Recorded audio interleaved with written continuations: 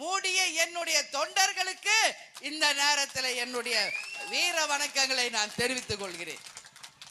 ஏன்னா சொந்தமா வண்டி வச்சு சொந்தமா சாப்பாடு கட்டிக்கிட்டு நீங்களே சொந்தமா வந்து அந்த மாநாடை வெற்றி மாநாடாக மாற்றிய பெருமை தேசிய முற்போக்கு திராவிட கழக தொண்டர்களுக்கு மட்டுமே சேரும்.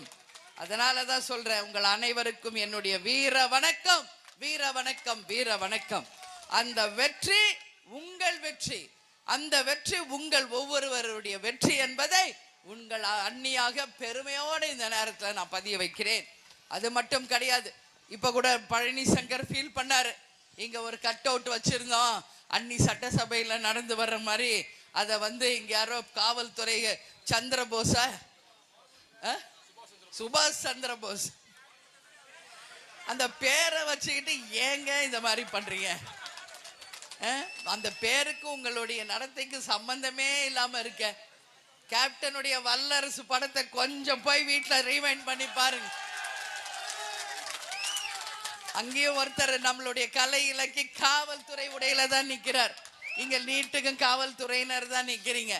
காவல்துறைக்கே அடையாளமாக வாழ்ந்தவர் நமது கேப்டன் அவர்கள். ராணுவத்தில் எப்படி இருக்கணும் ஒரு தாய் நாடு மேல பற்று கொண்டவர் நமது கேப்டன் அவர்கள். இன்னைக்கு எங்கு போனாலும் என்ன பார்த்து எல்லா காவல்துறையினர் ராணுவத்தினர் இன்னைக்கு பிளைட்ல நான் போகும்போது எல்லாரும் வந்து என்கிட்ட பேசுவாங்க, madam good evening, good morning, good afternoon சொல்லுவாங்க. நன்றிங்க. நாங்க இன்னைக்கு இந்த ட்ரெஸ் போட்டு இந்த வேலையில இருக்கோம்னா எங்களுக்கு முன்மாதிரி ரோல் மாடல் கேப்டன் தான், கேப்டன் தான், கேப்டன் தான் என்று அத்தனை பேரும் என்கிட்ட சொல்லுவாங்க. கேப்டன் வல்லரசுல என்ன சொல்வார், நான் காந்தியாக இருக்குவதும் சுபாஷ் சந்திர போஸா மாறுவதும் நீங்கள் நடந்து கொள்வதில் இருக்கிறது சொன்னாரா இல்லையா தலைவர்? ஏன் என்ன போயிருச்சு உங்களுக்கு? கொஞ்ச நேரம் அந்த கட் அவுட்டை வச்சா என்ன போயிருச்சு? என்ன போயிருச்சு? என்ன பயம்? என்ன பயம்ன்ற? இன்னைக்கு எல்லா கட்சியும் தான் வைக்கிறாங்க, எல்லா கட்சியும் தான் பேனர் வைக்கிறாங்க, கொடி வைக்கிறாங்க, லைட் வைக்கிறாங்க. ஏன் தேமுதிக இன்னைக்கு ஒரு நாள் கொஞ்ச நேரம் வச்சா என்ன பயம்? ஏன் என்ன புரியல எங்களுக்கு? அந்த ஒரு பேனர் நீங்க கழட்டி வச்சிட்டீங்கன்னா சட்டசபையில உங்க அண்ணி நடக்காமையவா போற? கட்டாயம் கடவுள் அருளாலும் கேப்டன் அருளாலும் நடக்கும், நடக்கும், இது நடக்கும்.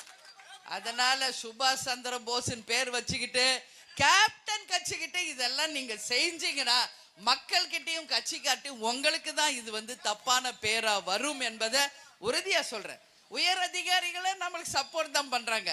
யாரோ ஒருத்தர் ரெண்டு பேர் செய்யற தப்பு ஒட்டுமொத்த காவல்துறையை வந்து இன்னைக்கு பழிக்கக்கூடிய அளவுல இருக்கு.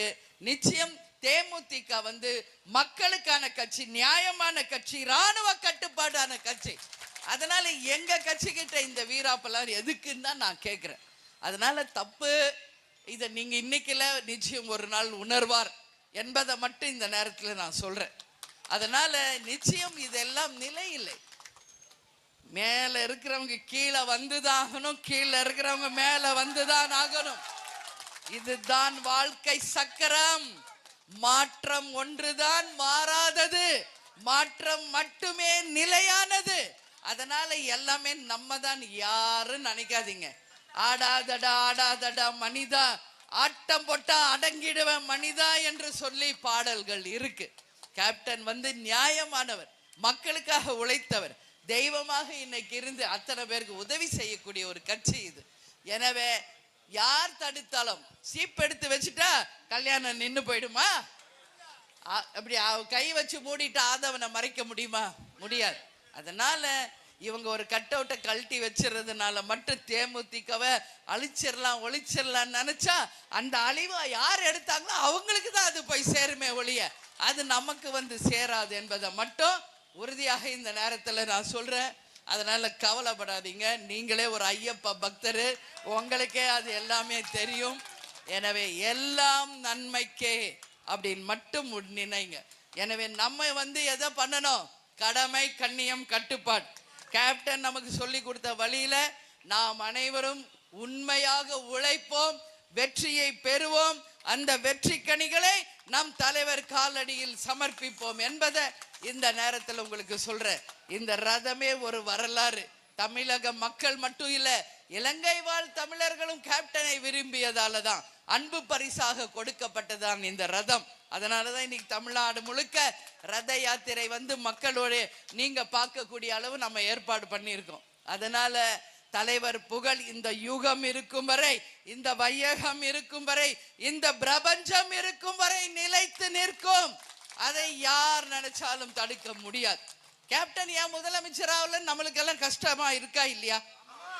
நான் கூட ரொம்ப ஃபீல் பண்ணியிருக்கேன். ஆனா அதுக்கப்புறமா தான் எனக்கு ஒண்ணு தோணுச்சு, முதலமைச்சரா இருந்தா ஏதோ ஒரு பழி சொல், ஏதோ ஒரு வகையில ஊழல், ஏதோ ஒரு வழக்கோ ஊழலோ ஏதோ ஒரு கெட்ட பேர் நிச்சயம் வரும். அந்த மாதிரி புனிதரா வாழ்ந்துட்டாரு, நல்லவராவே வாழ்ந்துட்டாரு. அந்த நல்ல பேரோடையே நீ என்கிட்ட வந்துரு அப்படின்னு சொல்லி தான் கடவுள் கூட்டு போயிட்டாரோன்னு கூட நினைக்கிறேன். ஏன்னா அந்த மாதிரி பழி சொல்லுக்கு ஆளாகாமல் அவர் பிறந்ததும் வளர்ந்ததும் இருந்ததும் நல்ல பேரோட, அந்த நல்ல பேரோடையே தான் கடவுள் அவரை கொண்டு போய் சொர்க்கத்துல வச்சிருக்காரு. அதனாலதான் நான் சொல்றேன், கேப்டன் அவர்கள் வாழ்ந்தார் வாழ்ந்தார் வாழ்ந்தார், மக்களுக்காகவே வாழ்ந்தார் என்பதை சொல்றேன். என்ன முதலமைச்சர்னா ஒரு 5 வருஷம் இருக்கலாம், மிஞ்சி மிஞ்சி போனா ஒரு 10 வருஷம் இருக்கலாம். ஆனா இந்த யுகம் இருக்கும் வரை மக்கள் மனதில் நிரந்தர முதல்வராக, மக்கள் முதல்வராக, அனைவர் மனதிலும் நீங்க இடம் பிடிக்கும் ஒரு முதல்வராக நமது கேப்டனை கடவுள் ஆசீர்வதிச்சிருக்கார் என்பதுதான் உண்மை. நான் கூட ரொம்ப ஃபீல் பண்ணுவேன் தலைவர் மறைஞ்சு. இப்ப இந்த 2 வருஷம் ஆக ஆக ஆக எனக்கே வந்து கேப்டனே இது என் அசிரீரி மாதிரி எனக்கு சொல்ற மாதிரி தோணுது. அதனால சொல்ற, தலைவர் அவர்கள் அனைவர் மனதிலும் நீங்க இடம் பிடிச்சிருக்காரு, அதுவே ஒரு சரித்திரமா மாற்றி காட்டுவார் அப்படின்னு சொல்லி இந்த நேரத்தில் உங்களுக்கு சொல்றேன். எனவே என்னை வரவேற்க வந்திருக்கும் உங்கள் அனைவருக்கும் என் நன்றிகளை தெரிவித்துக் கொண்டு, நம்ம தலைவர் எப்பொழுதும் சொல்வது போல், தமிழன் என்று சொல்லடா, தலை நிமிர்ந்து நில்லடா, இயன்றதை செய்வோம் இல்லாதவர்க்கே அப்படின்னு சொல்லி, நல்லவர்கள் லட்சியம் வெல்வது நிச்சயம், நமது முரசு 8 திக்கும் வெற்றி முரசு கொட்டும் என்று சொல்லி வரவேற்க வந்த அனைவருக்கும் இருகரம் கூப்பி என்னுடைய பணிவான வணக்கங்களை நன்றிகளை தெரிவித்துக் கொண்டு உங்களிடமிருந்து விடைபெறுகிறேன். மீண்டும் வருவோம். எப்பனா எலெக்ஷன் அப்ப மீண்டும் வருவோம். தொகுதி வாரியாக நல்ல கூட்டணியை அமைப்போம். நீங்கள் விரும்பும் கூட்டணியை அமைப்போம். உறுதியாக உரிய நேரத்தில் அறிவிப்போம் என்பதை உங்களிடம் தெரிவித்துக் கொண்டு விடைபெறுகிறேன். நன்றி, வணக்கம்.